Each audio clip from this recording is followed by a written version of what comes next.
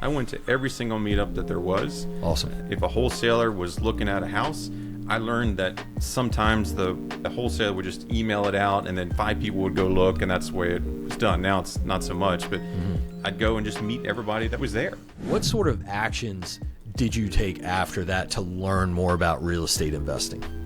I started really watching other people that were doing it, watching other people in the room, and loved to research, loved finding the background of certain things. And I'd hear somebody talk about, I bought 123 Main Street, we're flipping it. And I'd go and see, all right, well, we bought it at this.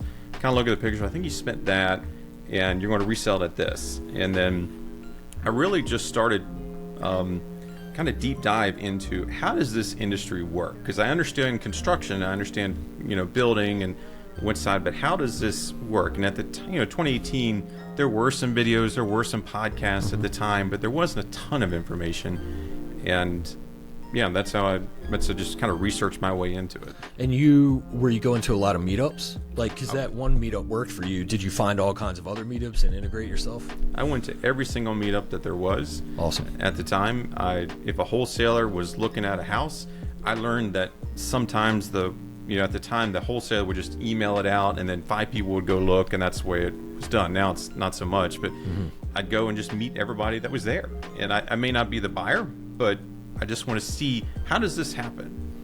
Yeah, so you would almost reverse engineer the deal. Yes. Like you would see the deal through, but just from observing, and then reverse engineer what the numbers probably look like and why it made sense or didn't make sense. Because I've done something similar too. If I didn't understand how it made sense, it either didn't, or I could reach out and I could learn from someone how it made sense. Exactly right. And then I used to have an Excel sheet of everything that I looked at, everything I tracked. If I get an email from a wholesaler for a house on Forest Avenue, it went on the sheet. And then I would just kind of review it and see who's buying what, at what price, what is everybody doing? Right. And so what did those relationships do for you from these meetups? I think there was a lot of relationship building. You meet everybody, but there's always a common theme in that construction was the hard part. Right.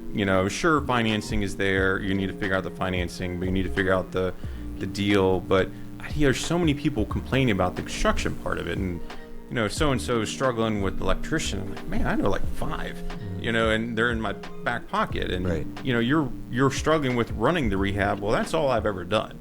And I learned that was kind of my only superpower, so to speak. Maybe not even a superpower, but the only thing that I could probably do. So that gave you an edge. I mean, because it really is like a construction business when you're flipping and rehabbing. Did that lead to partnerships? Like, did you think to step up and say, hey, well, I do this really well. If we work together in this deal, I'll handle this, you handle that, and we'll split it, some way? That's exactly what I did. I approached a lot of investors, say, hey, you've got this house, I'll help you. Matter of fact, I'll bring some funds into the deal. Like, we will figure this out and we'll run it. And I kind of had a saying, there's 3 parts to the deal. There's the deal, the money, and the rehab. Each part, and you could argue a little bit one way or the other, each part's worth about a third. So then the profit split would be, if you brought the deal, you didn't bring the money, and you didn't bring the rehab, well, you got 33%-ish. And there's always like a little bit of give and take, depending on how good the deal was, or if the rehab is more, and that's how it just kind of happened. And it allowed me to do a lot of dry runs in that, hey, we flipped 10, 15 houses before I even owned one. Or they were JVs, and right. Someone would fund it, and I would just run the rehab. Right.